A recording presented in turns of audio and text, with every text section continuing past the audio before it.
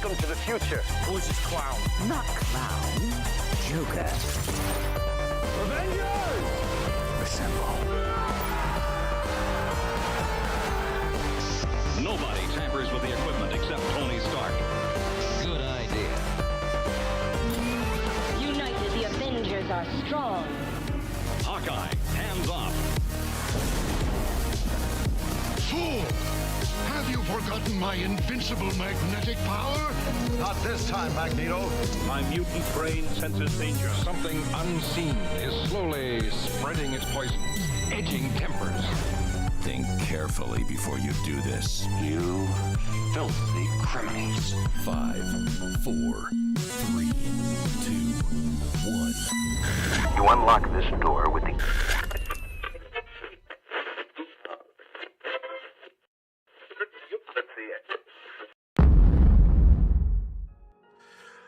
What up, comic fam?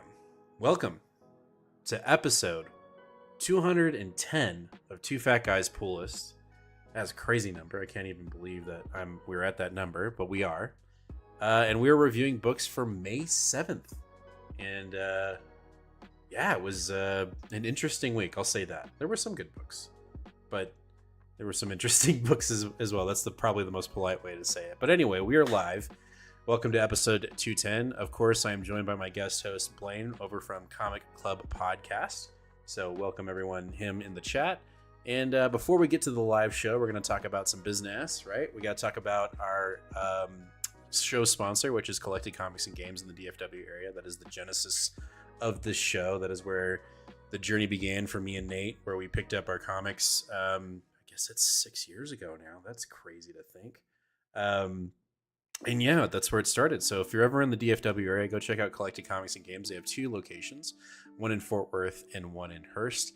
And they are amazing stores. Brent and Ron have done a great job of curating some awesome collections of new comic books, trades, back issues, omnibus, hardcovers, action figures, models, Warhammer, D&D, trading cards, statues, plushies. I mean, they even got snacks. It's crazy. It's a great shop, and don't get me wrong, there's plenty of great shops in the DFW area.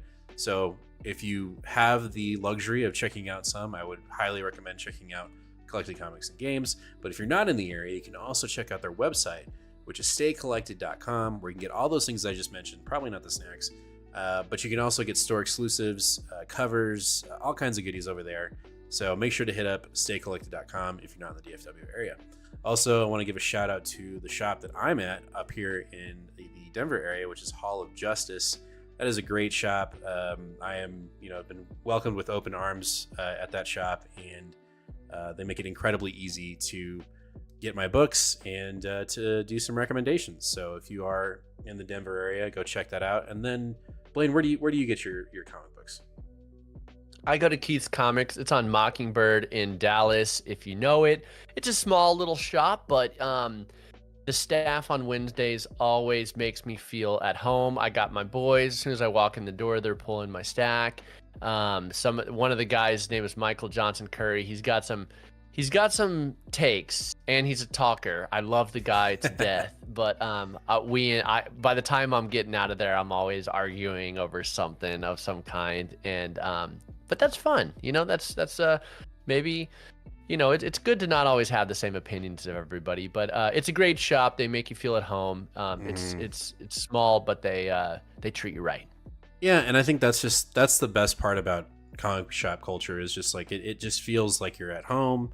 You feel like you can have an open and candid conversations at these shops, and everyone's just there to just chill and hang out. So I think that's probably what I love so much about this community, is just being able to just chat, hang out, talk about comic books, talk about other things too, and just feel like you're not an outsider. I know that sometimes you go into some of these places and you can feel that way, but a lot of shops are very welcoming, and they take care of you. So I think the ones that we mentioned, I think are, you got to note that. You got to make sure that you give props to the community that you're in, and give them a shout out. So and I hope everyone, just to interrupt, I hope everyone finds that. I went to a shop in Austin for a long time, well regarded as like one of the coolest, best comic shops in the world.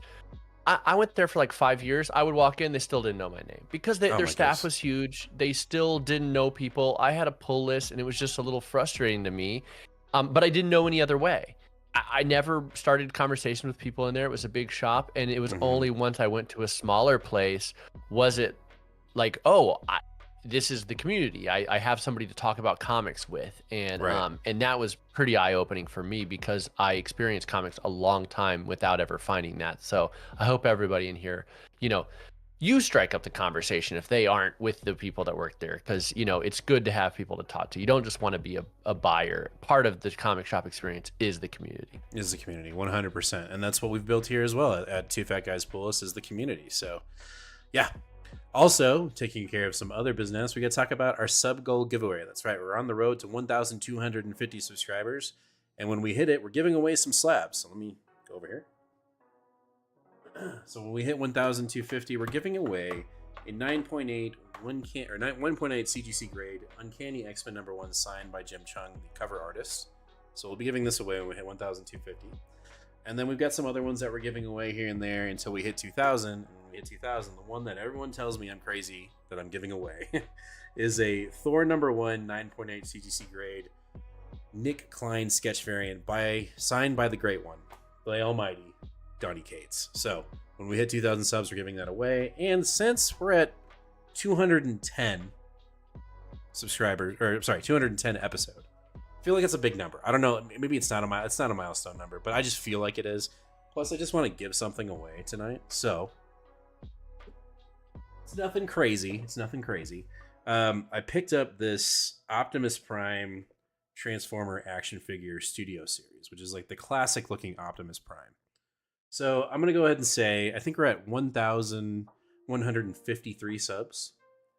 So if we can hit 1,200 tonight. No, it's a lofty goal, but I'm just saying, if we can hit it, I'll give this away tonight. Just going to throw that out there right now. We'll see what happens. Maybe we do it, maybe we don't.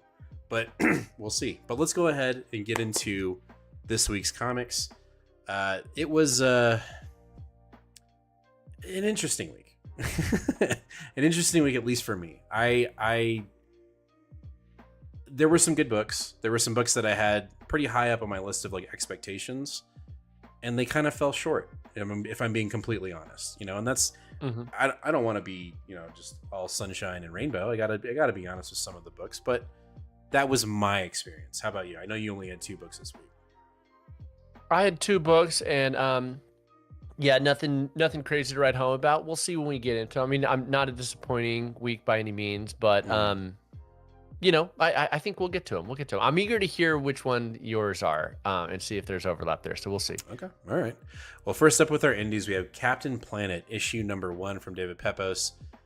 He's coming fresh off of his Space Ghost run, which I think ends next week, which I'm kind of sad that's happening. Though I think I read that there's going to be an annual that'll probably kind of wrap up everything. So maybe we're like one away. We're in our penultimate potentially for next week. But as for Captain Planet, kind of expected, or it went off as I expected. I thought there might be a little bit of a different take, which there kind of was, in the sense that Gaia, who's the kind of Zordon, if you will, of the Captain Planet ring bearers, she's the guiding light. She was younger. She was not an aged, in the cartoon she was kind of older, or she was like, I don't remember, she was kind of an older mystic spirit kind of character, and this one it kind of felt like she was part of Earth. She was kind of just stepping into her role as the guardian of the rings or whatever, or at least that's how I took it. And then the whole issue was essentially set up to bringing in the kids that wear the rings. So it felt, if you knew the Captain Planet story, then this one kind of felt unnecessary, right? It just kind of it introduced the concept of Captain Planet to anyone that has never heard of Captain Planet. There's nothing wrong with that. But to me, I was like, oh, this could have been like an issue 0. This could have been a free comic book day, rather than like, hey, we're starting Captain Planet, we're doing something new. And I'm not saying it was bad. It just felt unnecessary, even though it's necessary, which sounds it doesn't make sense. Like what I'm saying is doesn't make sense because there are probably plenty of people that have never heard of Captain Planet or never watched the show. So this issue is quite necessary for their jumping on point to the character. But for me, I was like, oh, this is the cartoon just rehashed. Like if you don't remember, this is where we're at. Now I'm sure there were liberties in some of the characters and like their backstories.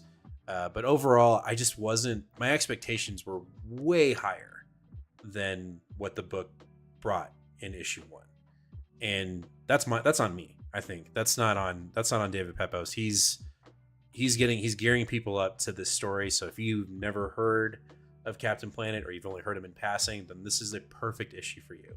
But if you are a seasoned Captain Planet cartoon watcher from the 90s back in the day, and you read this, it just felt very rehashed.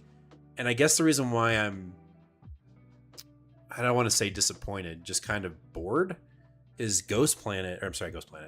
Space Ghost kind of did that, but also did something really fresh. So like there was something new for people that already knew the concept of Space Ghost. And I was kind of expecting that here. And we didn't really get that. We got more of, this is Captain Planet, this is the concept.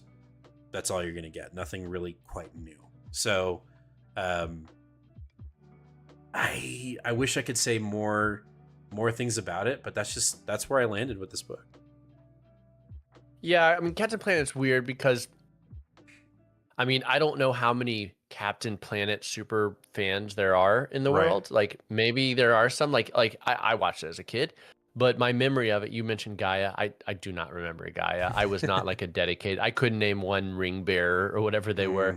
But so it's weird because it's like, okay, is this made for nostalgia? Is this made for a new audience? What is that? What is the audience for this book? And there's kind of like two paths. There's like, let's play the hits path. Let's give the fans what they want. Let's give the Star Wars fans like what the Star Wars fans want, like sort of thing. Or do we break the toys and do something new? And those are sort of the two paths that I sort of see. And, I think being not a super fan, I know what path I want. You know what I mean? And it sounds like I know what path you want because you're not maybe you're not a Planeteer like have posters on your wall. Who does? I don't know. So it's a weird bit of IP to be playing with, to be perfectly honest. It's kind of odd. Well, I think it was, I think it was Dynamite seeing what Pepose did with Space Ghost, because they approached him and said, "Hey, we want you to write Space Ghost." He's like, "All right," and I think they saw a stepping into pushing more 90s content. You've got Transformers and G.I. Joe's kind of blowing up, so like, why not? And so, again, I don't think I don't feel like I'm going to give it an issue 2, but I don't know if I'm staying on for too long. Just because it just felt, I don't think pandering is the right word. I think, like you said, I think it's just a very overall, very broad introduction to this character. And so I don't think there's a lack of like with Space Ghost, this kind of like bringing this character into the modern day and really, upping the ante when it comes to the storytelling. Mayo says looks like Arnold Schwarzenegger. I think the best thing for me about this issue was the cover. I loved the cover, and if you look in the back of the book, there's like 30 variant covers, but they're all basically this cover. And there's like a foil cover, and then there's like a all the blues out of it, and then there's one that's all the red out of it. So like there's a bunch of incentives and like a ton of variant covers for this book. So I think the nostalgia factor was probably the biggest play, at least on Dynamite's end. I don't know about David. Like I'm sure David was like, "No, I'm just going to write this book." Like, it is what it is. I feel like that's a Dynamite thing too. Is Dynamite? They publish like Red Sonja and stuff like that as well, right? Like Vampirella, if I'm not mistaken. And it's all a variant play, and they all use the really hard cardstock paper on the covers. Yep. So it costs $5 or $4 an issue instead of $3 or whatever it is. I can't remember modern pricing, but so that is a part of their business model, I feel like. But yeah, I feel yeah. And I will say though, Dynamite books do feel good in the hand, like comparative to some other the industry standards. Like they feel good. But I digress. Let's keep moving on. right after that, ooh, we got The Moon is Following Us, issue number 9. It's really hard not to pick this as my pick of the week. I'm not going to, because there was another book that I thought was just really fun, but this was fantastic. It was more action than storytelling in this one. We really, we've been setting up and setting up and setting up. And so in this one, like, a lot of consequence in this issue. I don't really want to spoil it, or maybe I will. We've got our parents. Essentially, they found their little girl and they are trying to escape. They're trying to escape the dreamscape so that they can get her back into the real world and getting her conscious. And the walls are closing in around them with the opposing forces, with the grandfather who's trying to revive his granddaughter who's been in this kind of sleepless state as well. And he's been, tricking other parents into trying to save their kids, and then they end up using their life force to keep the girl alive. A lot of shit going on. But in this issue, we're getting into the escape. And Daniel Warren Johnson does a really good job of hooking you in and making you care about the characters that are in his book. He did this in Do a Powerbomb. He did this in Beta Ray Bill. He's done it in plenty of his other ones. But in Do a Powerbomb, we lost 2 characters of real consequence. The mother in that book, and then I think the father died too, if I'm not mistaken. But anyway, like you build up these relationships with these characters, and then he's not shy about taking them out. I mean, he takes kind of a Game of Thrones approach. Like, you like this character, well, don't get too attached because they could die. And in this issue, we lose our dad.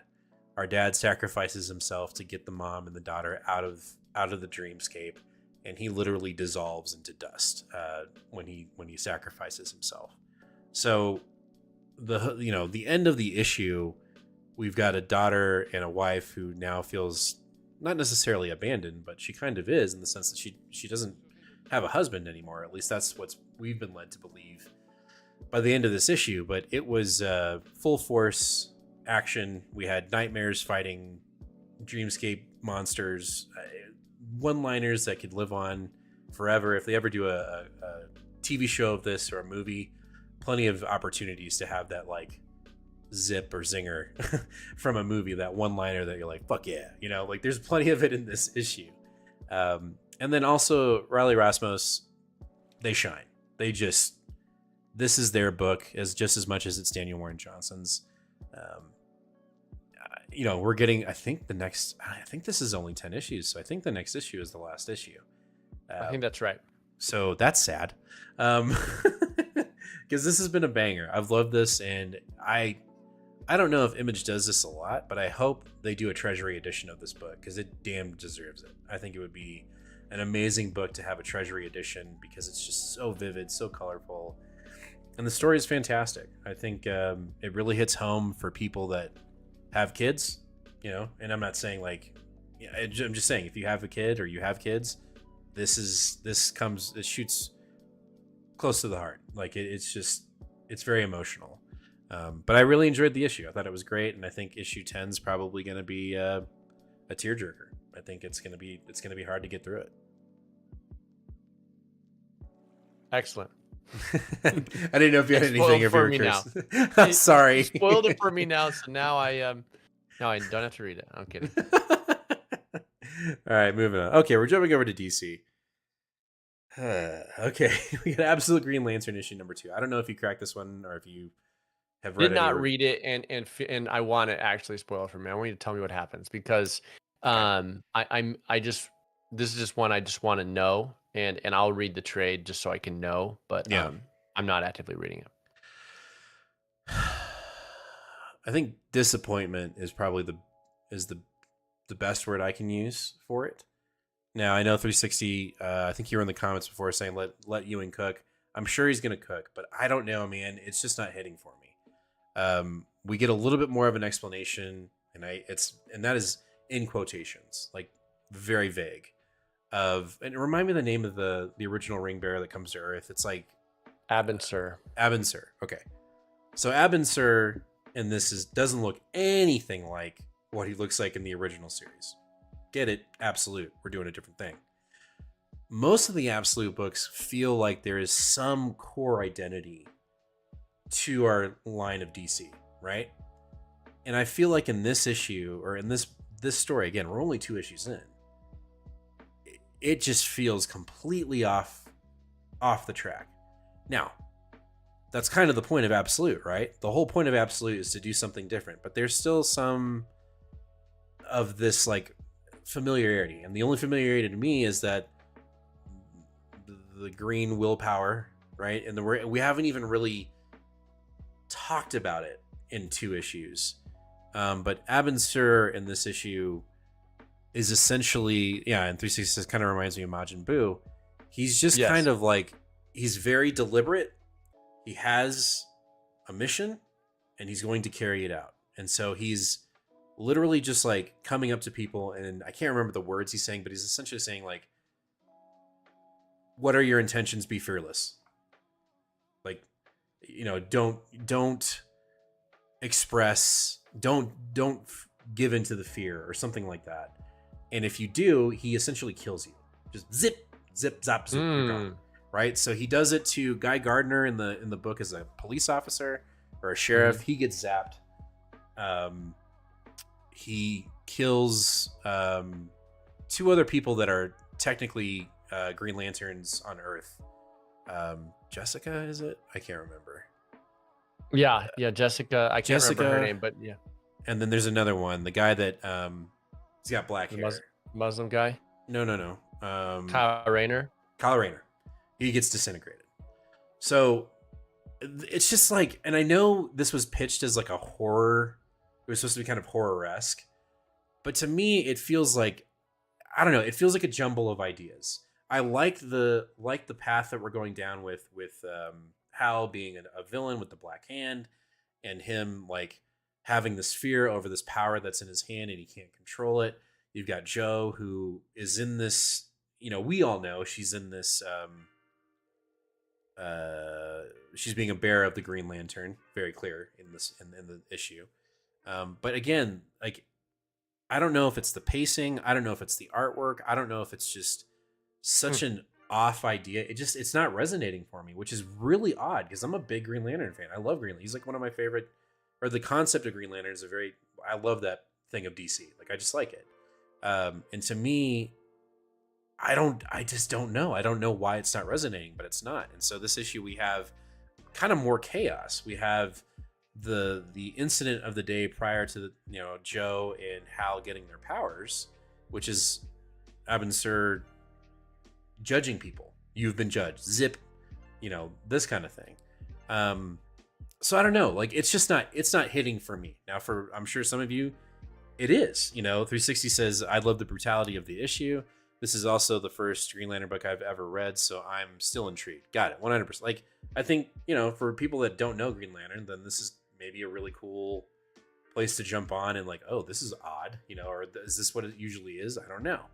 But for me, I guess like in my brain, I can't, the other concepts of Absolute are pretty much on point for me, but there's always still this just like hint of familiarity. And in Green Lantern, there are concepts of willpower, the actual Oa sign, like the whole thing, like it's all there, but it doesn't feel right. I don't know. I don't know why it's not resonating, but it's just not.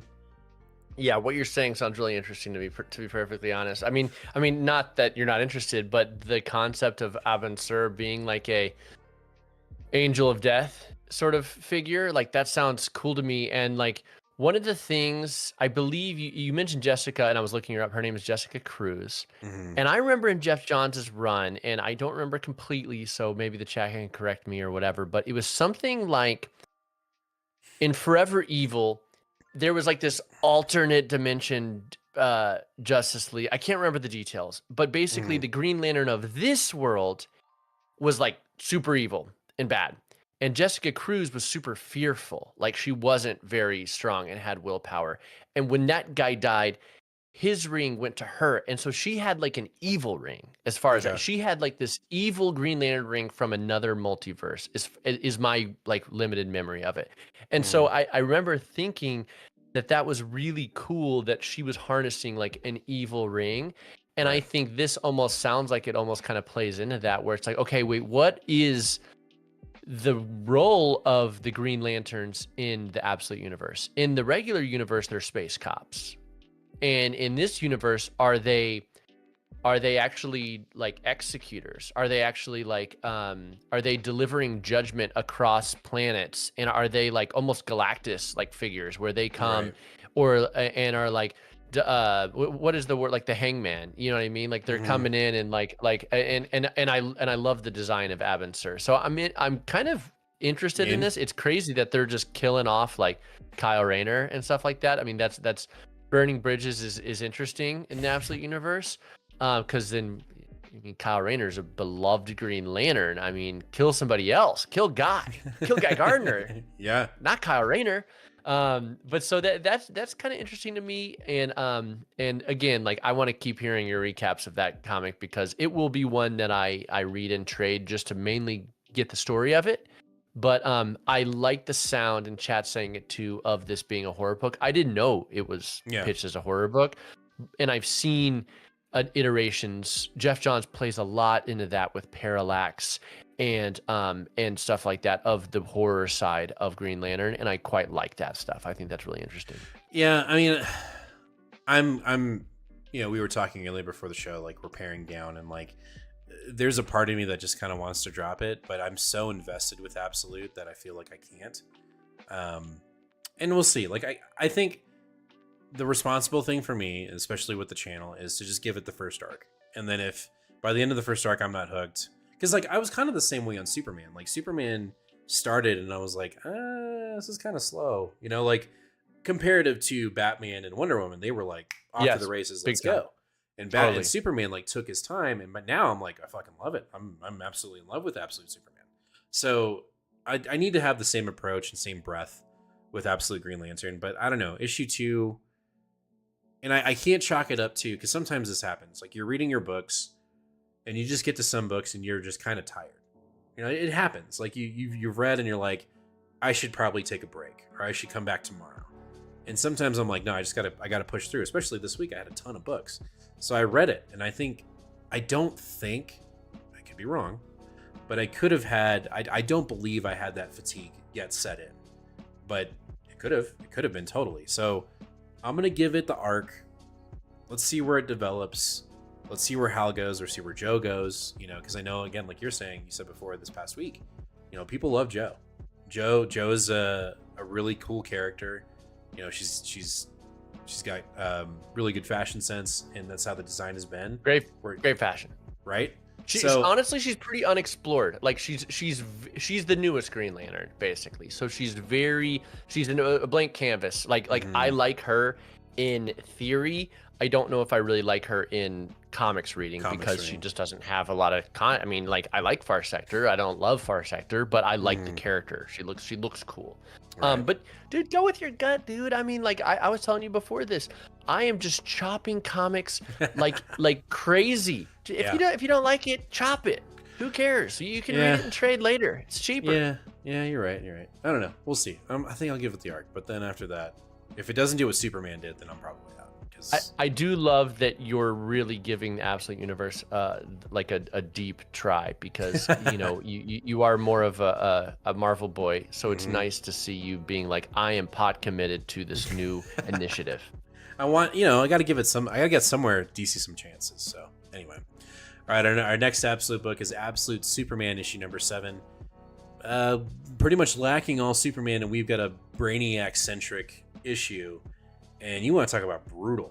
Holy crap! This was insane. Again, I don't like you just said. I'm not very well versed in the DC lore, so I don't know much about Brainiac outside of the cartoons and some of the video games, and just like him popping up in what was the most recent Justice League? He was kind of centric in the sense that he was more of a hero, or a version of him was a hero that was being involved in the I think in the future League of Heroes. Brainiac 5 is like he's like Yeah, he's a good guy on the League of Superheroes. Right. That's a different Brainiac. Different That's like Brainiac. a different guy. So that's what I'm saying. Like, I His don't name know. is Brainiac 5. Yeah. Right. So, and then you've got this iteration of Brainiac who, what's up, Holden? And Patty, how are you doing? Where we get a backstory of this like legion of Brainiac. Now, again, you correct me. Is that a new concept, or is that something that has been? Are we rehashing this where Brainiac is like a hive mind and there's plenty of Brainiacs? And because this whole thing, what we were doing here, which was like we had like a society of Brainiacs, and some were in a hierarchy, some were grunts, and the grunt essentially, steps up. He takes it upon himself to become Brainiac. And I do when the Alpha Force or the Omega Force, whoever showed up, it got completely destroyed by him, liquefied, if you will. Like there was just some crazy stuff. I was like, holy shit, this is brutal, and I didn't know what to expect from this issue. I didn't know, because a lot of times with comics the cover sometimes is a red herring, right? Like you're seeing what's happening on the cover, and then in the issue we get a little bit of that, but then we get something different. And in this issue it was like full on Brainiac, terrifying, much like in Batman with Mr. Freeze, which I think we're going to be talking about Mr. Freeze next week in the Absolute. But like it felt very much like that. Like it made my skin crawl, and I was reading it at night, and I was kind of looking over my shoulder when I was in bed. I was like, I don't. This is kind of making me feel icky, but it was entertaining. So I'd love to hear your perspective on this since you're more seasoned. Yeah, I mean, listen, I don't know a ton about Brainiac. Brainiac's a tricky villain because I feel like Lex's origins are very clear cut, and I've read plenty of Brainiac stories, but I still don't know his origins. I don't really know the full story on the guy. As far as I understand, though, there are tons of Brainiacs. It is like a hive mind. I've seen some iterations where like he's from a planet of like Brainiacs, and they're all machines. Like they're all like AI intelligent. They call them like intelligence. Like I don't even know. Like humans are intelligence level 1, and then like Brainiac 5 is like intelligence level 5. You know what I mean? They're like levels above us in terms of their intelligence. But I don't know why the Brainiac of the regular universe is a bad guy in Psycho and bottling cities and stuff like that. This one was crazy because this is really just like this tragic story of a lowly Brainiac grunt who follows orders for so long, and his job is literally just to shovel dead Brainiacs into like molten lava. That's his one job, and he's so good at it. He follows orders, and then he starts making this council and like starts to go psycho. He starts to go off the rails a little bit. And then I love that you discover that he's like, the whole ship's dead. Like he's just like, I guess I am Brainiac now because everybody is just the last one standing on the ship. And I thought that was really cool. You mentioned the use of his powers whenever he was killing the Omega Men. And he was using his like shrinking, because he shrinks the cities to put them in a bottle, but he was shrinking their skin or their bones or their whatever, and so he was or expanding, and he was shrinking or expanding just body parts or like matter inside their body in ways that was like truly horrifying, like body horror type stuff. Yeah, that was really interesting. The thing I'll say though is I am kind of repulsed and do not really like. I honestly thought this was a good issue. But I do not like these like gross out maniacal villains that are just like so utterly evil. I'm fine with evil. I don't know what it is. Like it's like so twisted, and it feels like sometimes it's a little bit for shock. And the thing that like totally put me off, to be perfectly honest, like Scott Snyder. Like I would love Scott Snyder's run. I was reading Batman for so long, and whenever he did the Joker who cut off his own face and he would like wear it upside down, and he was a totally different Joker than I knew. Like it was like he turned him into not just a serial killer, but like a twisted like psycho that was like into like body like dysfunction. Like it was too far for me, and it was just like I don't know anymore. And this Brainiac is on that. He's got like these crazy metal like goat legs, and he's got all these wires everywhere, and he's like poking and prodding his brain and trying to rip out like portions of his brain that like have empathy, or I can't remember the details. But he's like too psycho. I know that sounds like kind of stupid because you want like a bad guy who's like scary and horrible.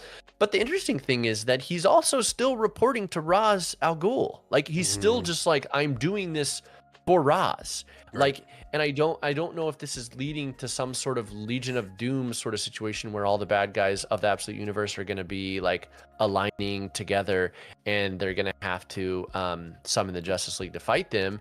But I thought that was a little strange because this guy seems like he would never report to anybody, right? He's like that psychopath. Right. Like the Joker would never report to anybody. You know what I mean? Like he's his own dude. So good issue. It was almost a little, you know, and I love horror, but it was almost a little too even squeamish for me. Like too weird. It was I don't know, something, it almost felt out of tone. The tone felt odd from what we've been reading so far. But I liked it. Well, and it felt like, you know, towards the end, like you're saying, he's still reporting to Ra's al Ghul, and it's like, all right, there's ulterior motives. Like he's just playing the long game.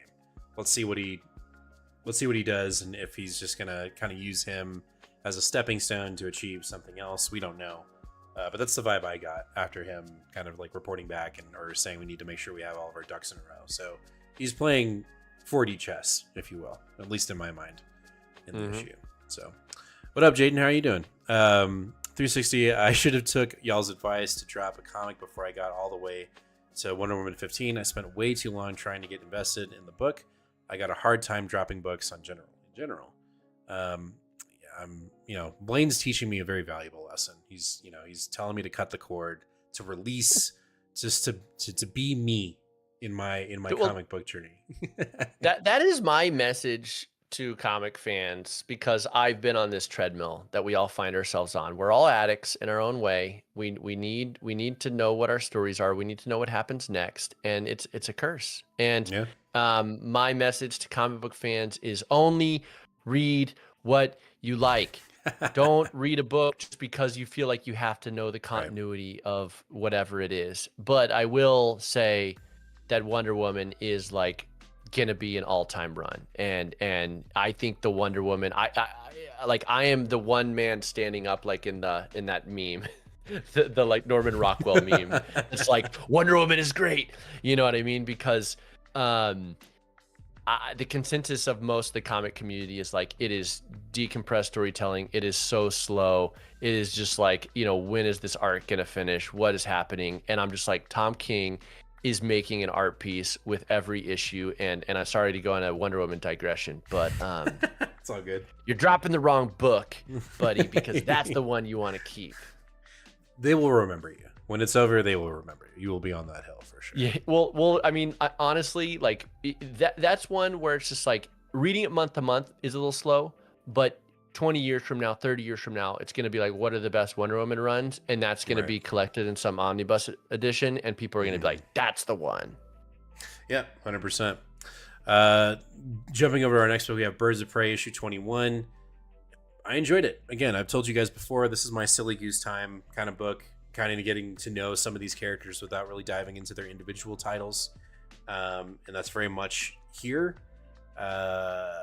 We got a little bit better of an idea of what happened to Big Barda, which she has been taken off the board, kind of. They took her out in space. They waited for her to drop down to Earth, and our little legion of villains have found a way to take over her body and use her as their own kind of special weapon. So we've got a flip on a character. I don't know the name of the character that did it. I don't know their power set. Let's look it up here real quick while we're kind of talking, because I don't know a lot of these characters, and so I don't know if this is what this villain does. Let's see here. Unique, is that her name? I don't know. Not familiar. So she like tried to kill her with like a rifle. She falls down to Earth and she tries to finish the job. Doesn't work.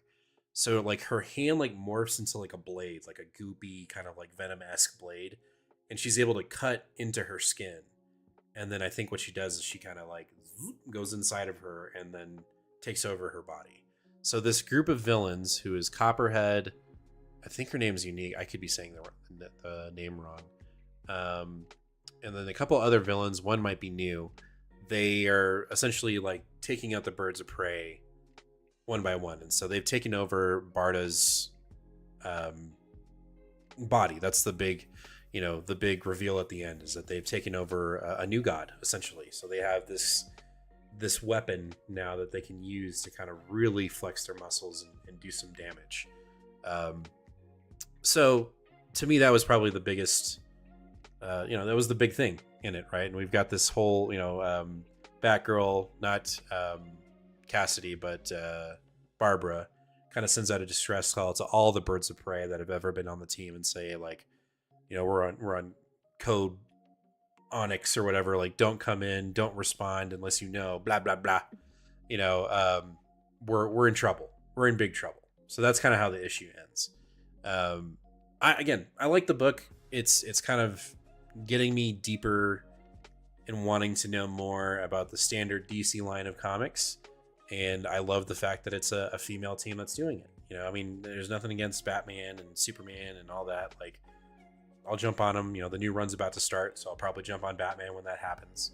But I think Birds of Prey has been it's done a decent job of getting me interested in still diving into DC whenever they, I don't think it's gonna happen anytime soon, but whenever they decide to kind of just like lay off a little bit of the continuity, which is stupid to say, because when I go over to Marvel, I'm like, continuity. So I'm kind of talking out of my ass when it comes to DC. But anyways, I like Birds of Prey. It's a fun book. Birds of Prey is the coolest team. I love that you have like a female team that actually like rips. Like, all these characters are so dope. Yep. It's kind of crazy. Again, I'm not actively reading it, but hearing that, spoiler, Big Barda dies, I'm like, that's pretty wild to me. And, I love that they put a call out for all the Birds of Prey who have ever served. I love Huntress. I love what is her name with the samurai sword? Is it Zealot? Zealot? No, not Zealot. Not Zealot. Okay. Sorry, she's the Japanese. Katana. I love Katana so much, and I have this book. This is just a recommendation for your viewers out here.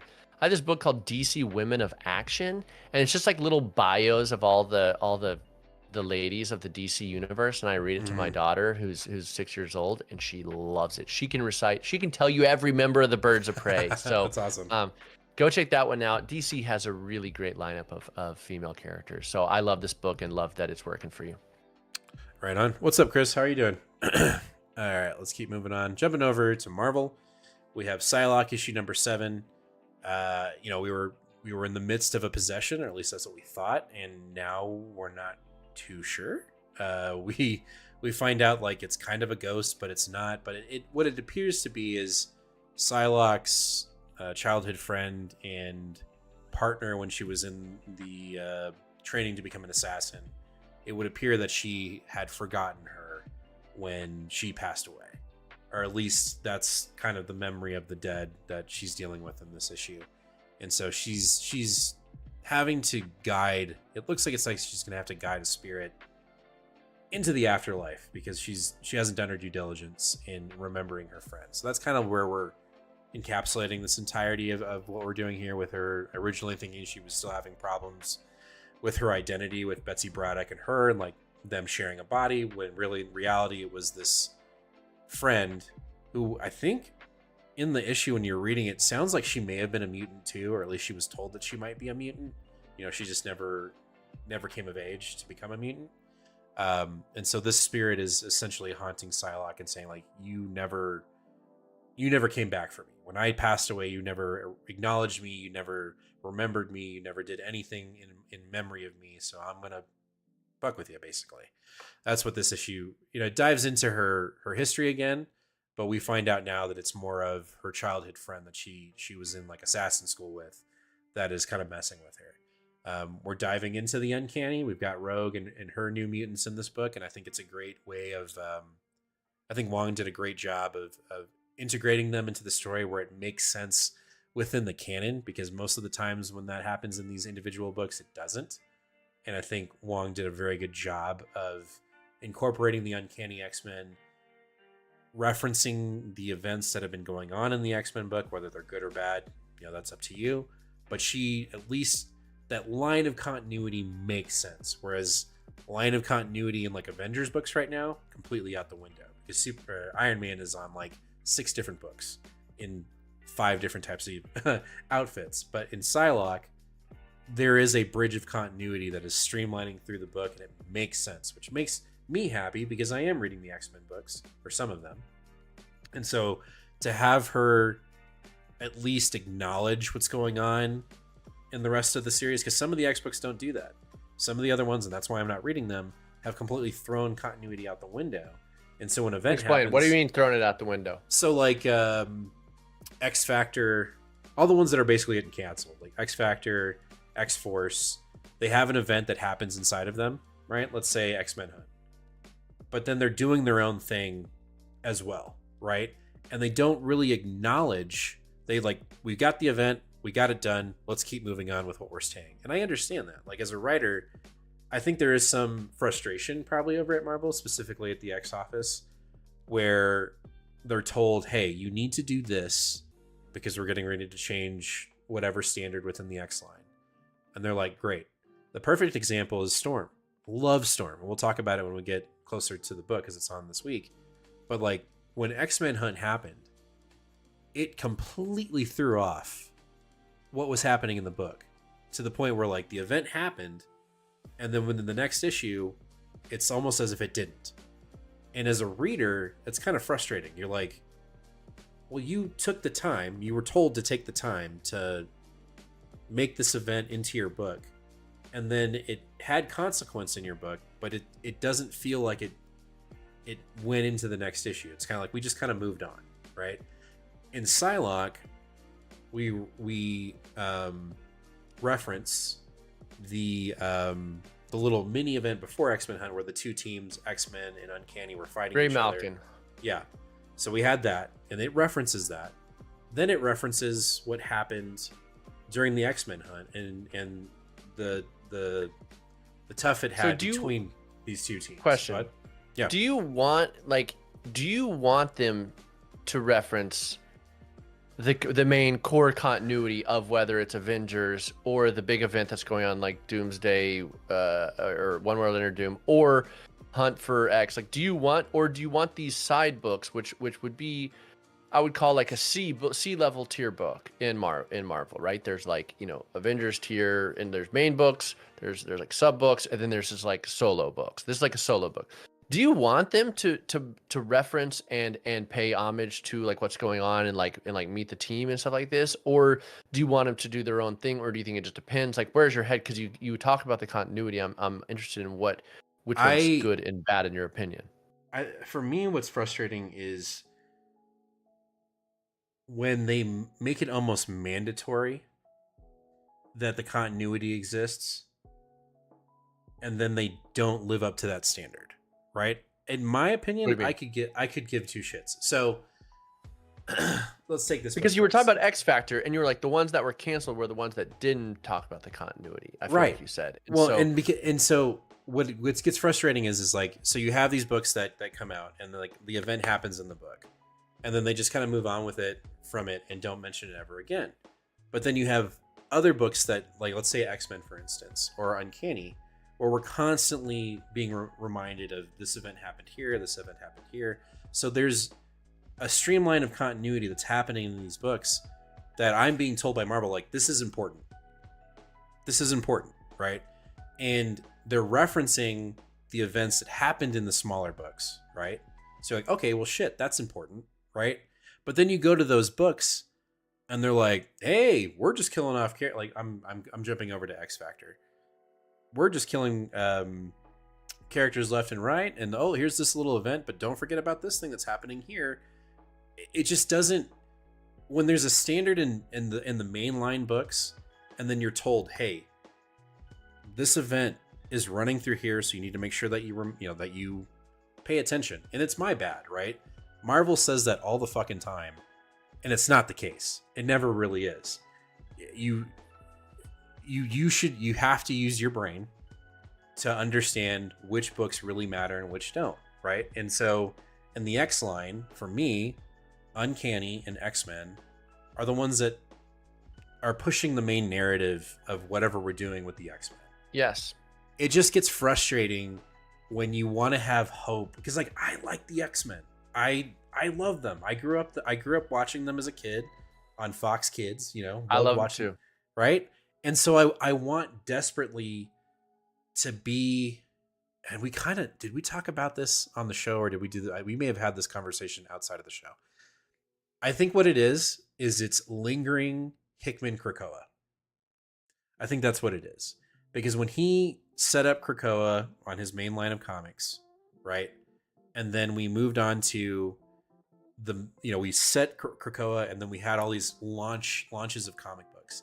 The continuity at the beginning of the Krakoa era was airtight. You could read every X-Men book and it felt like it mattered, right? It felt like it mattered in the continuity. They were doing all these great things, and they all aligned. And right now, the X-Men line is all over the place. Mm-hmm.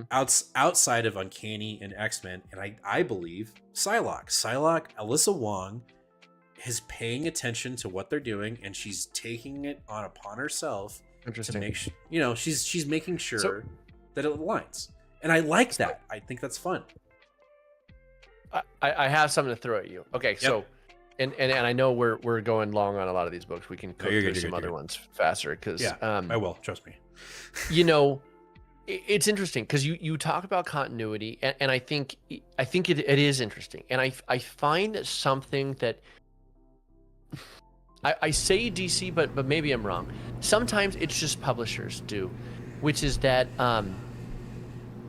or editors do. It just sort of depends on who's doing it, which is letting a book just live on its own, almost divorce of continuity and stuff like that. And the reason I think that is whenever you're a monthly reader, which you are a monthly reader, very much a monthly reader, then you want continuity. You want everything to connect. And so do I. It's like okay, well, Psylocke is on Uncanny X-Men or regular X-Men. So she's got to reference what's going on in her life because she's on the team. Right. It's got to talk about it. But most people will actually, maybe I'm wrong, most people will read this like later. Yeah. Like the majority of the lifetime of this will somebody, like there will be a Psylocke movie that comes out and somebody's going to be like, I'm going to go back and read all the Psylocke books, and they're going to read this run and be like, what the fuck was going on? Why was Rogue in New Orleans? What was it? I do this all the time. Whenever I go back and read books and I'm reading for a character or something, and then somebody comes in or some event happens, and I'm just like, what the hell? I'm like, excuse me? I'm like, wait, what was happening at this time? I have no, like you cannot just go read Marauders. There's no way in the future that you can be like, I'm just going to read Marauders. I'm just going to that's going to be the only book I read of that era. Like, you cannot do that. Right. You're right about the airtight continuity.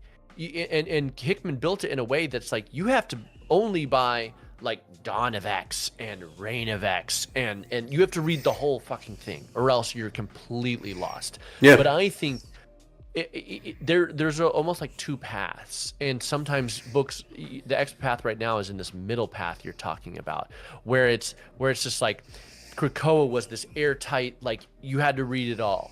There was no other option. You can't pick and choose, sort of thing. And especially in the future, you can't go back and pick and choose. You have to read the main books and then maybe pick and choose some of the ones, but everything ties into the core story. But what I like is like Vision. Like I think Vision is probably one of the best things Marvel has done in the past 10 years. And I'm just like, I love that it is so utterly divorced from any continuity. You don't have to know anything about what's going on with the Avengers, about what's going on with anything, and you can just read it. And whenever I see like Psylocke, you've chosen a character, I'm talking about the editorial team, that is already on an A book. She is on the A book, right? So that's, you've introduced a problem there. Right. Because she has to be continuity tied to it. If you chose like Armor, or you chose like, you know, I can't even think of anybody off the dome. Angel, we're doing Angel book right now, the Archangel. Then you don't have to reference the continuity because he's not on the team. And so it creates this problem where it's like you want to tell this personal story about her childhood and growing up and stuff like this, but you have to tie it in. And it's just, it creates like, they're trying to have both worlds, and it's like, it will never stand on its own, but I don't know, maybe it's trying to. I don't know. It's tricky. Well, I think I don't know what I'm trying to say. I was just kind of like, I heard you talking and it was bringing up some thoughts. So I was just kind of no. I think that's great. I think the point that where we're coming to is, if you're going to do it, do it. If you're not going to do it and you're going to be by yourself, be by yourself, and just do that.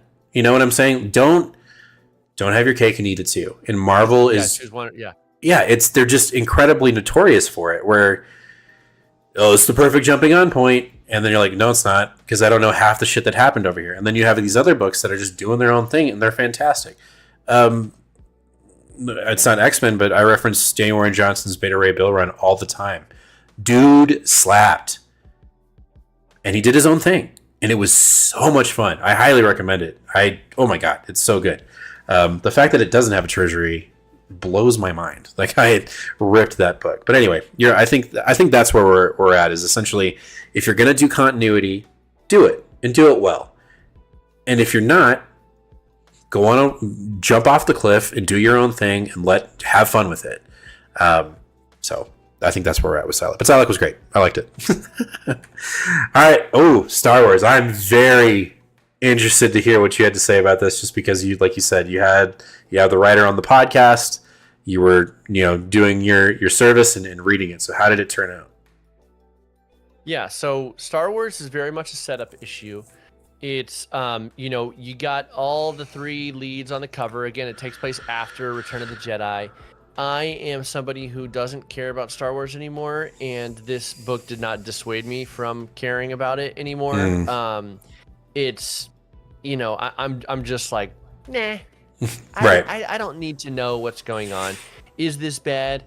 No. And something I talked to the guy, his name is Alex Segura, the writer, about that I thought was quite interesting was there's this whole kind of like subplot, the political subplot of Leia and who is she with? Mon Mothma, going around and talking to factions and being like, okay, guys, time to join the New Republic. We defeated the Empire. Time to join the New Republic now. And these factions are like, wait, why? We just served under the Empire for so long. Why would we join a new huge faction? Okay, you overthrew the Empire, but does that mean you're good? Does that mean you're good leaders or whatever? And so that kind of political kind of intrigue, I think, is interesting. Phil Noto's art's good. You got this, as soon as you turn this, you hear the you hear the sound. But listen, I'm just not a Star Wars fan, and Star Wars sucks. I wish we had, and Chris, I don't know if you're on, Chris Collects, when I did his interview on Secret Origin, I think he summed up Star Wars comic books perfectly, which is like nothing happens in Star Wars comics. Like nothing consequential. Nothing. Nothing. Right, because you can't. Right, when they're telling the stories, they have to sit in these boxes, right? Because they can't change too much because there's already a movie that happens after it. So like, how does that work? So like, why not start telling, like they're doing with the shows, stories that are happening after or not even inside the mass mythos? They're just doing their own, like we just talked about. They're doing their own fucking thing. And I think that's what Star Wars... I think that's the problem with Star Wars. I think that's the problem with the fan base. I'm sure I'm going to get crucified, and I don't care. But that's the problem, is we want it to fit and be what we remember it to be. And like with Star Wars, you can have the nostalgia. You can have, you can have that feeling that you got when you first watched Star Wars. Whether it's the original trilogy or the the prequels, you know, whatever that feeling was, like when Phantom Menace, when the main theme played, when Qui-Gon and Maul, like, still get goosebumps. Jesus Christ! Like when that plays, I'm like, oh, like yes, let's go! Like I get fucking ramped. And I think that Star Wars needs that same treatment, and I think they're starting. I say that, and I guess I'm more diving into like the movies and the shows rather than the comics. But I do agree with what Chris said. You know, his hot take or his hot opinion was that Star Wars comics suck because nothing of consequence happens because they have to fit in these lines. You know, oh, there's a new Kylo Ren comic book. Okay, but we know where we're going. We know where it's going to head. We know what's going to happen to the character. So really, we're getting backstory, but nothing of consequence. Oh, we're going to do a Darth Vader book. Now, this is where I think, like, I don't know if you've ever read the Darth Vader Black, White, and Red. That is a fantastic Star Wars series because you're just doing these random one-off stories and they just show how badass and scary he is. Maybe sometimes how vulnerable he can be. But it just does a great job of saying, okay, we know what's going to happen to the character, but we're really going to have some fun with some of his side quests and just not give a shit, right? Like there was an issue or a story where he ends up fighting essentially an alien, like from Aliens, a concept like that, where he like is kind of outmatched. This thing's got acid blood and it's taking out, like he's chopping off its limbs and it's fucking up his robotics. And so he has to find a way to beat this thing without being physical, right? He's got to use the Force, like stuff like that. And I don't know. You read it. They can't do a lot. They can explain how we got to point A. That's all, you know, it's basically the explanation of how we got from A to B in the movies. And that's hard. Yeah, you got to make Luke end up on that stupid planet and throw the lightsaber over his shoulder. You know, he can't have kids here. He can't. There's nothing that can change in him besides be that old disgruntled man who throws the lightsaber over his shoulder in whatever episode 7. Yeah. And try to kill Kylo Ren whenever he tries to drop the building on him or whatever he does. Like it's so locked in. You're perfectly right. And my philosophy for so long is just listen. Enough space wizards. Drop the Jedis. The coolest character was always Han to begin with. We all know that. Let's just have Han, and then so they made the most critically acclaimed show that's airing right now, which is Andor. What's it called? Andor. Yeah. It's like how about cool people rather than these boring space wizards who aren't allowed to show emotion? And then that's what they turned Mandalorian into. Mandalorian was the coolest shit ever, and they're like, oh, but now he joined this other council of space wizards who aren't allowed to show emotion. I'm like, how about we show emotion? I think emotion is cool, guys. Yeah. I think emotion. I think being monks is boring. Being emotional is cool. Let's get Han. Let's get more Hans, less monks. That's what I have to say. There it is. And John mentions original Marvel Star Wars comics. He mentions Darth Vader, which was sick. There's a really cool one. Like, it's called like Vader Wins or Vader Down or something like that, where he gets like stranded and he's like fighting a whole rebel army.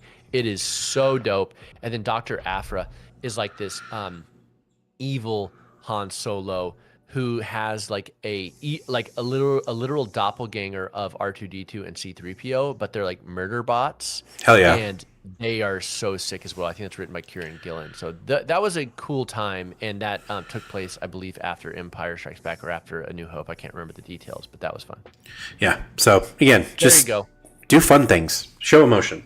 All right, let's move on. Okay, so Storm. God damn it. Hey, real fast. I think for some reason your mic started getting like really loud, and I don't know. Is it still loud? Like, clipping. Yeah, it's quite loud. It happened like 5 minutes ago. Let's see. I'm gonna unplug and replug. Yep, Vader down, says John. That was sick. I'm seeing Joe say Ultimate Wolverine's pick of the week. I can't wait to hear what Jim has to say about that. How's Are it you sound? back? Sound better? Better. Yes, clean. Okay. Sometimes when I hit it, I need to get like an actual like Alex or what you have, like a not a USB, but an actual mic with a board and all that shit. I gotta just take the bite the bullet. Okay, let's get to Storm really quick and we'll keep going. Jim is loud. Sometimes I'm loud. Storm. I love this series, but this again is a victim of the event coming in and kind of throwing a wrench in it, and then trying to set up a concept that seems like it needs more time to establish itself, right? You know, the previous issue we had Storm fighting these like African storm gods, and then the issue kind of ended with Thor kind of showing up, and then we get the next issue and she wipes them out without us ever seeing them, and it just ended abruptly. And I was kind of like, wait, I need to go grab my other issue and remember what happened. Like, it felt very choppy, which isn't, you know, before the event Ayodele was like running the course, and it just feels like ever since the event it's become choppy. But the establishment in this issue of what we're doing is we've got Thor essentially says Storm is going to be plagued with all of these versions of gods that essentially control lightning and thunder. Like, there's a thunder war coming. That's what Thor says. And so that's essentially what we're trying to, or what Ayodele is setting up with Storm, is she's getting ready to fight,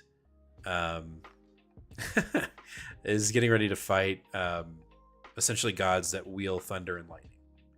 And she's gonna establish. It would seem that she's going to establish herself as like the almighty thunderstorm god, right? That's what we're starting to set up here with what Ayodele is setting up. That's the first half of the book. Second half of the book, it just kind of throws into a new scenario where she's back into the United States. She's being called into, I wouldn't say court, but some kind of organization that wants to know about her past dealings with the Thunder Gods, and if she had been kidnapped, which she had been by Doom. And it just kind of tailspins into this whole different concept, leaving this idea of this Thunder War that's about to happen. So, like, it just feels like Ayodele is shifting into two different ideas, so it felt like two different books.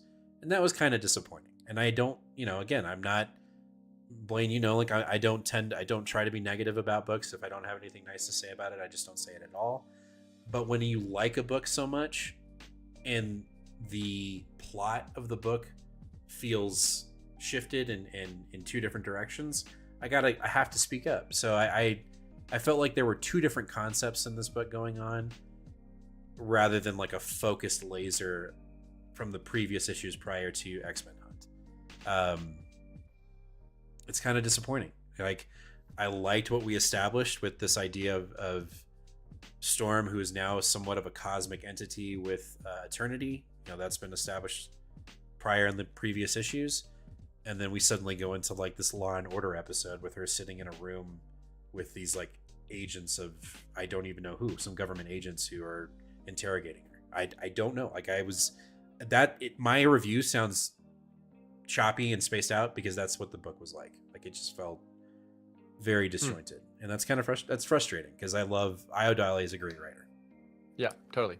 So that's my review. I wish I could say more better things, but it just felt like there were two different things going on, and I don't know if that's a byproduct of the event running through it or if we're just trying to establish too much too quickly. I don't know. So we'll see how it goes. We'll see how it moves. We'll keep moving on because we got more books to talk about. And that's Ultimate Wolverine, issue number 5. And this is my pick of the week. And the audio is not playing through the computer. It's playing through my freaking my monitor. I don't know why. But anyway, Ultimate Wolverine. Issue 4 had a little bit of a stumbling block, but it got back on pace with the Phoenix and resetting Logan. This issue, we got a history lesson with Sabretooth. And I didn't know what to expect. Or at least, you know what? I did. I thought that we were going to get the standard Logan Sabretooth or Logan Creed dynamic, which is they hate each other, they're enemies, they'll always hate each other.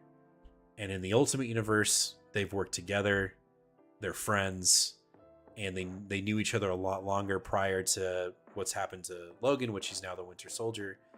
And in this universe, they kind of knew that something was awry. They kind of knew that they were being hunted, and Logan basically told Sabretooth, like, hey, if they get me and they brainwash me, you need to kill me.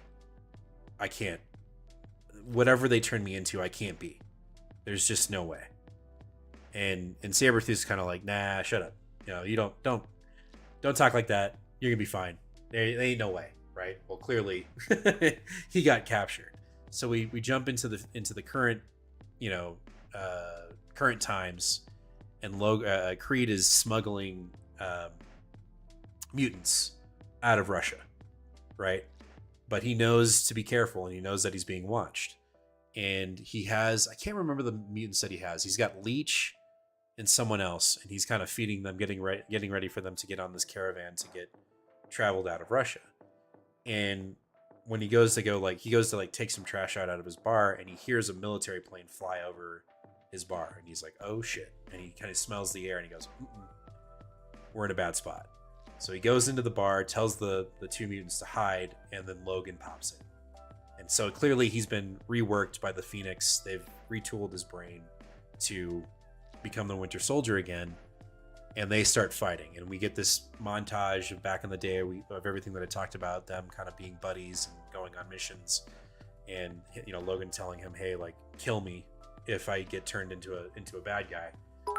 And so they fight each other, and the whole time Creed's trying to wake him up, like, dude, this isn't you, like, snap out of it, kind of thing. And he holds his own. At one point, Wolverine does rip off his arm, which was pretty brutal. But they end up fighting to the point where Creed gets pissed, and he's like, why are you wearing that mask? Like, you shouldn't be wearing that. Like, that's another piece of them that they're trying to confine on you. And he pulls his mask off, and when he does, Logan again is in this kind of like animalistic state. And so you kind of see this look on Logan's face, like, you shouldn't have done that. And he lunges at Sabretooth and rips out his throat. So he wears the masks. He wears the mask because he bites people. Like, he just can't, don't do that, right? So it looks like we're going to lose Sabretooth. I'm like, holy shit, we're killing off another character. And then the caravan that's coming to pick up the mutants shows up, and who is it? It's Black Widow. She shoots a tranquilizer into Logan's head, knocks him out cold. And the issue kind of ends with Sabretooth kind of, he has his regeneration powers. He's able to, get back up, and they put Logan in the caravan. They're stealing him. So they're getting ready again to try to get rid of the brainwash and get Logan back to being Wolverine and not the Winter Soldier. So there's a lot of development in the book, which I liked. And I liked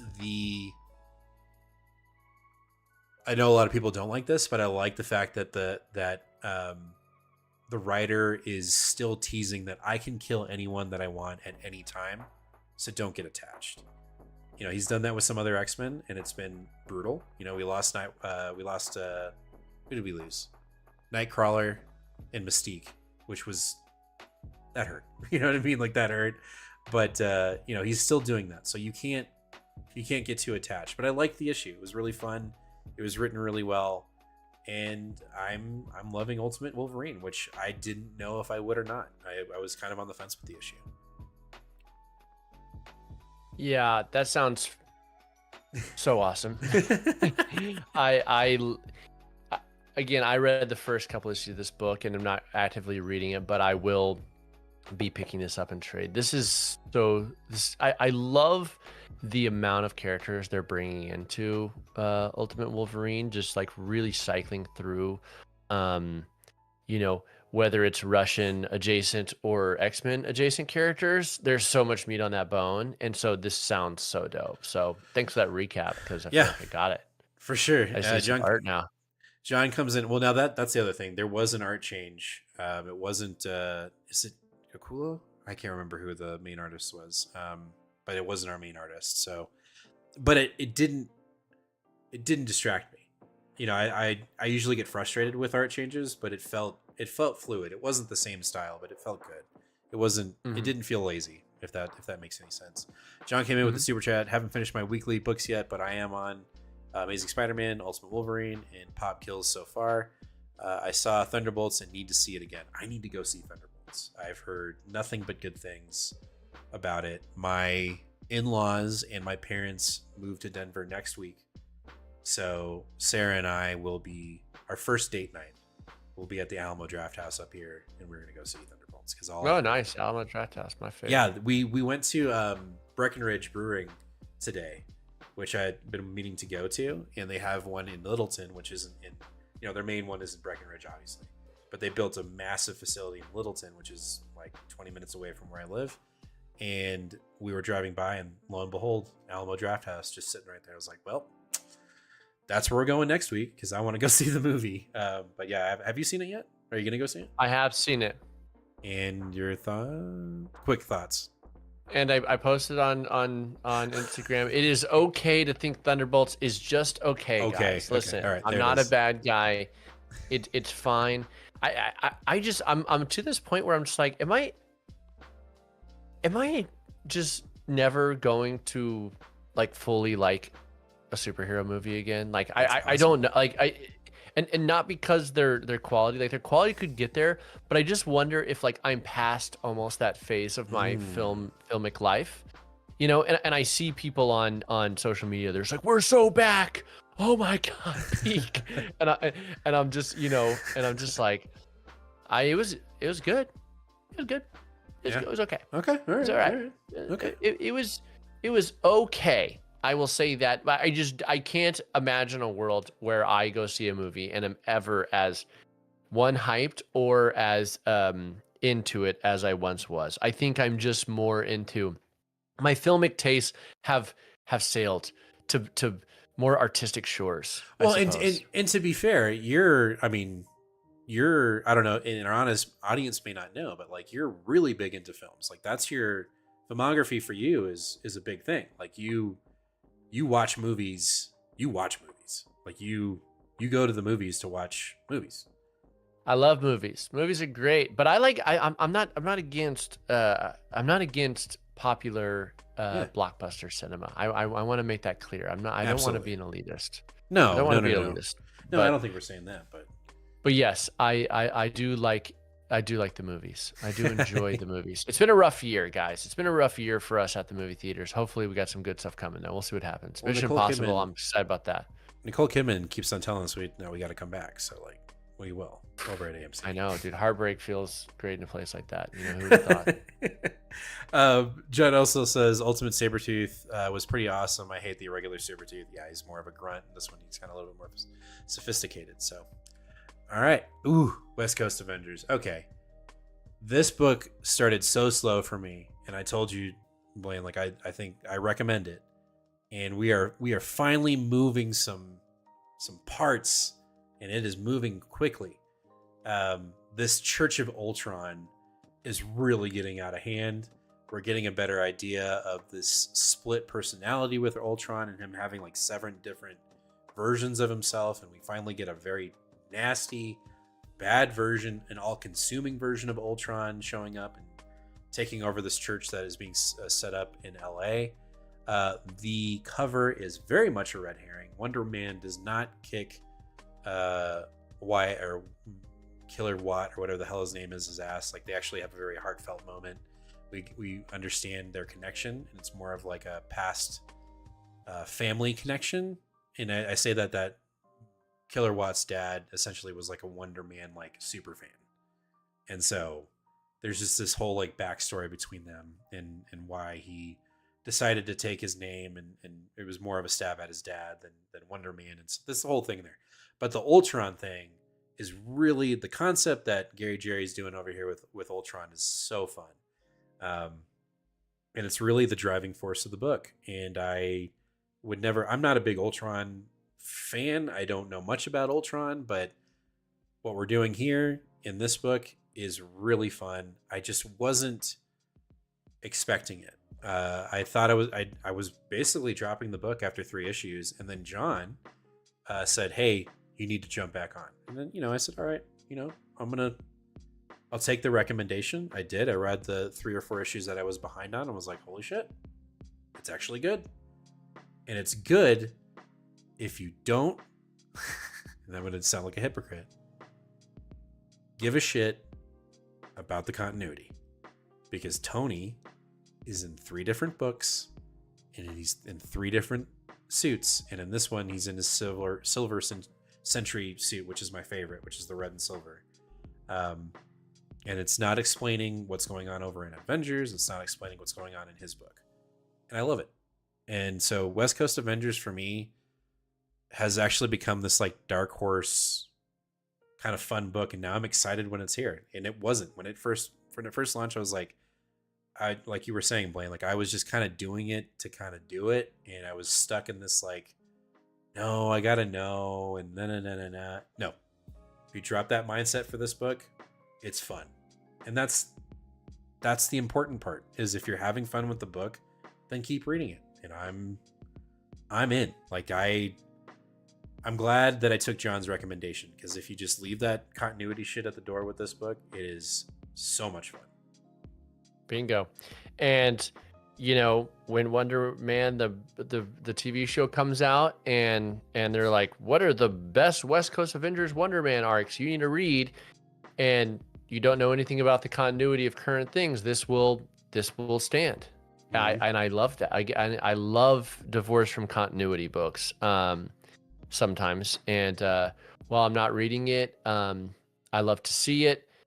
I've always been confused by the West Coast Avengers. Never read anything by them. Don't know the first thing about Wonder Man, but maybe one day I'll have to jump in, especially once that TV show comes out. You know, there's a Wonder Man show coming. Yeah, and the isn't the guy that's playing Wonder Man wasn't he the villain in Aquaman? He was Abdul Mateen III or something like that. Yeah, I think that's awesome. He was also Dr. Manhattan in Watchmen. Oh yeah, that was a good show. I love that show. That show was the best superhero show that's ever been made. Are you watching? Isn't there like a reboot of the actual comic book, like in cartoon form? Didn't they do like a phase 1 or part 1? I will never watch that. Okay. I will never ever watch that. No, I Understood. absolutely not.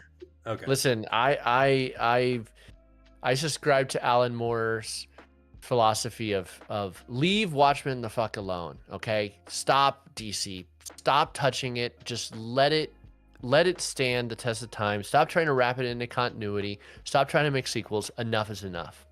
No adaptations. Just let it be a comic. Let me ask you this, because I gotta know. What is your opinion on Snyder's Watchmen? Oh, I mean, it's fine. It's okay. I don't really like. I always watch it and I'm like this will be the time that I like this movie. And you know, he adapted it pretty closely, but you know, it's Watchmen is the best comic in my opinion. That like it really is. Like it really is like the best comic of all time. And I'm sorry, but it's just, I hate to be the snob who's like, well, the book was better than the movie sort of thing. I'm not mad about it. I don't hate it. I like that it introduced to people, but in fact, I think it actually introduced people in the wrong way. And what I mean by that is like Watchmen has become homework for so many comic book like new people, where it's just like, oh, I feel like I have to read Watchmen, and like I hear it's so good. It's like reading Grapes of Wrath or something like that. You're like, oh fuck, I gotta read For Whom the Bell Tolls because I hear this book is so good, but there's no way it's actually gonna be good. But it really is. And I think Watchmen, if you watch the movie first and then read the book, there's no way it hits. There's no possible way it hits for you. Whereas if you read the comic, to me, it was like mind expanding in terms of like what comics can be. It's hard to iterate that. So I think it looks good. I think there's some cool elements, but overall, I think it did more harm than good. Okay. All right. Interesting. I mean, you know, what do again, you think of it? So I'm in the latter, which is I saw the movie before I read the comic, right? Because I knew nothing about it. I was just wasn't privy to it at that point. And I liked it. I thought it was, I don't know. I enjoyed it. I thought it was a fun movie. I think cinematically, I think it popped. I like Snyder's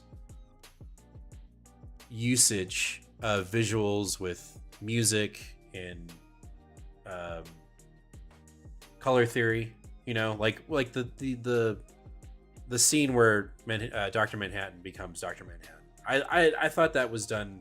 I liked it. I liked that whole construction and deconstruction of that part of the story. You know, when I do a lot of my work and I'm kind of diving into like what I do for a living, I like to like start, like when my creative process starts, I like to start with music.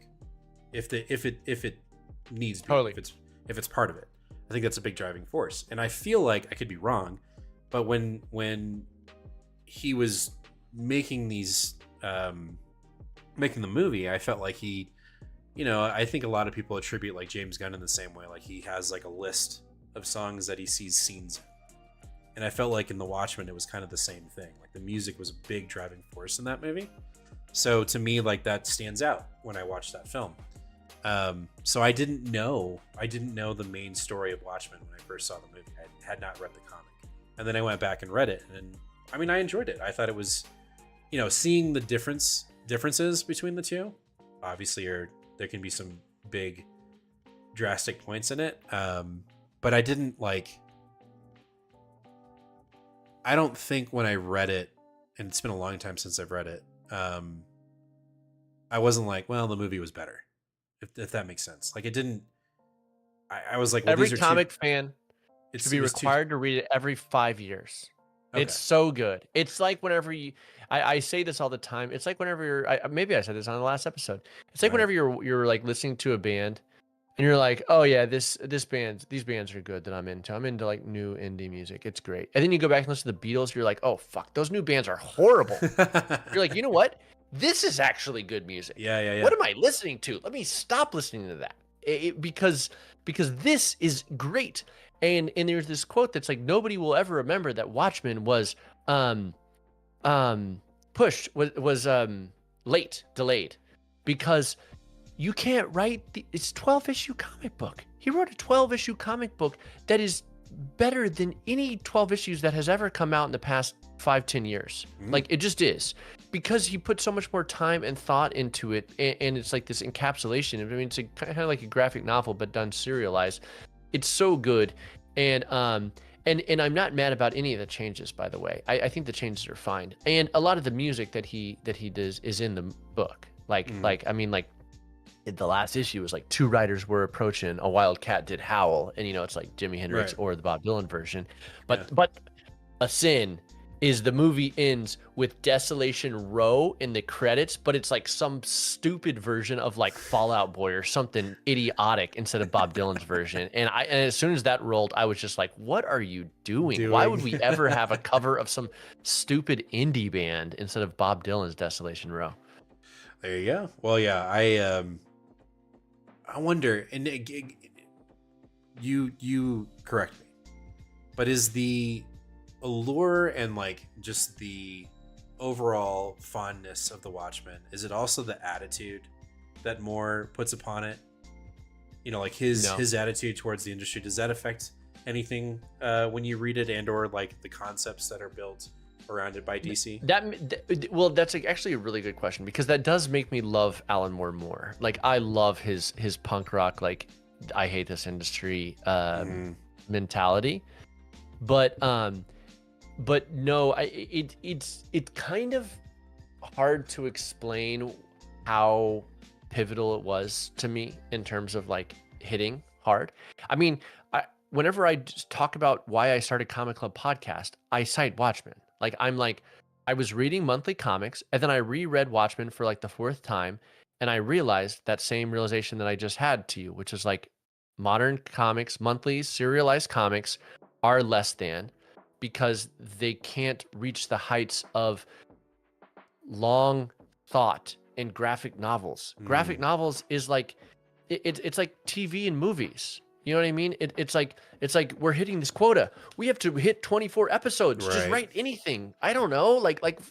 We're up against the gun. We have to write, and that time constraints can birth great art. Don't get me wrong. Constraints and that's what we're reading serialized stories. So, okay, I love serialized stories.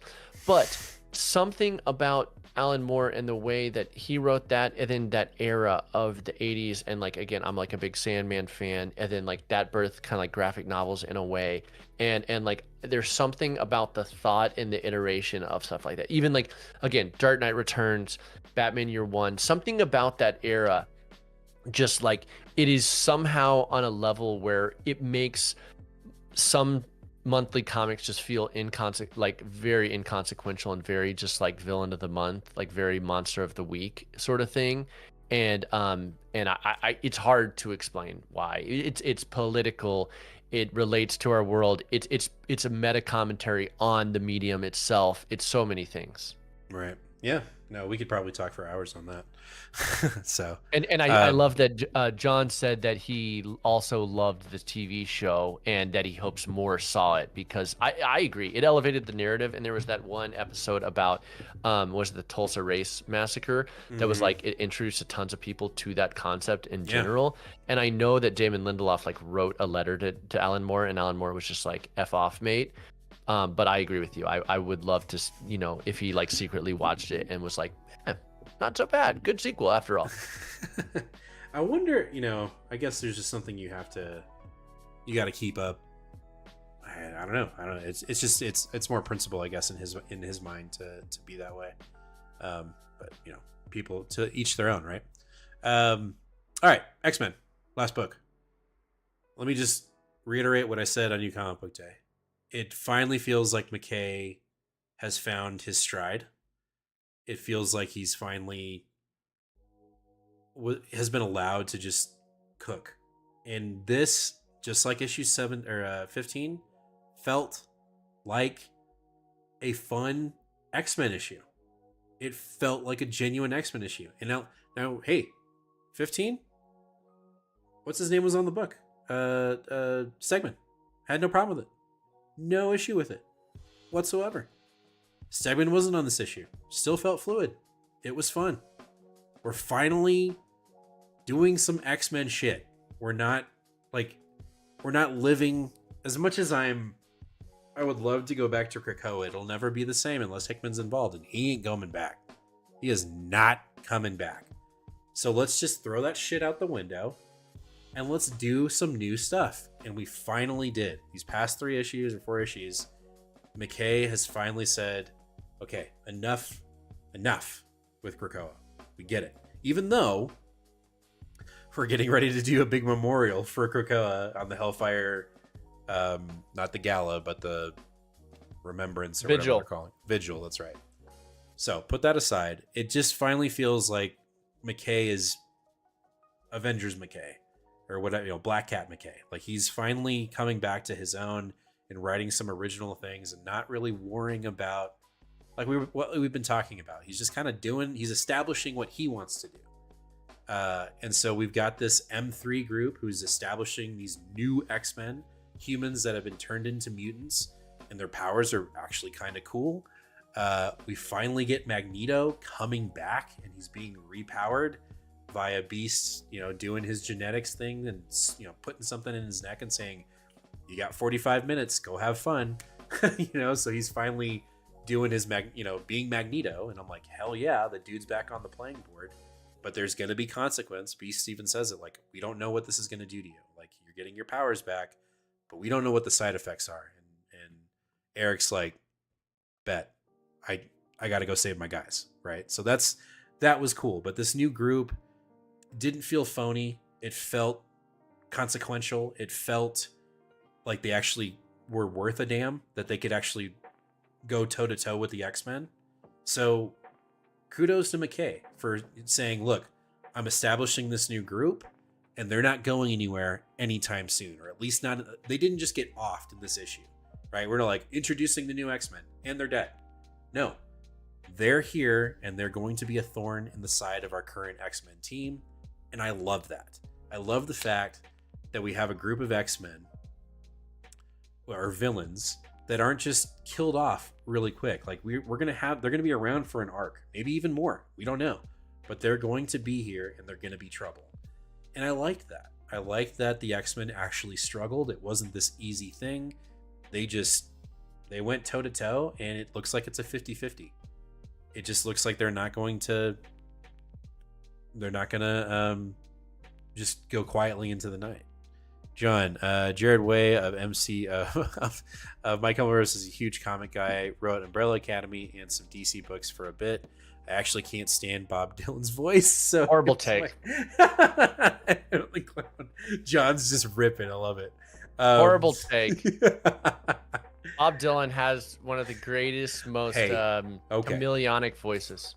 Everybody, let's chill. Let's just talk about some comics here.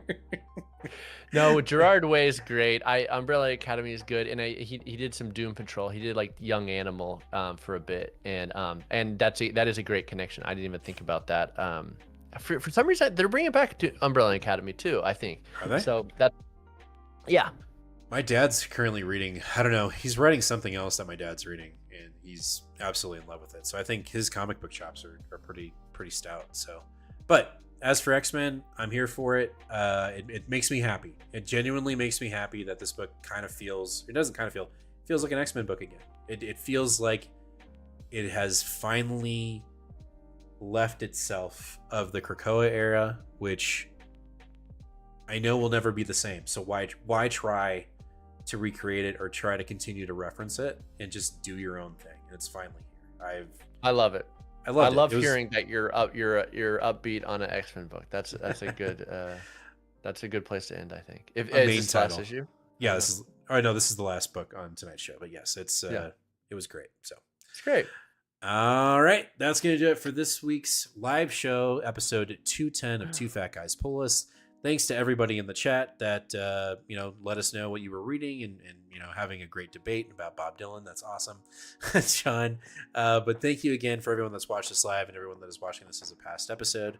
We'll be back next Tuesday for this upcoming Tuesday for New Comic Book Day, which there's some good ones. I'm actually really excited about next week. I got some thoughts about next week, and it'll be great.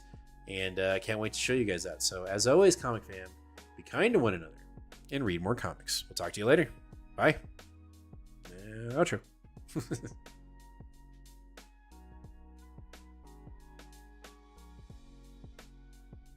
Love you, John. Thanks for the opinions. I love it.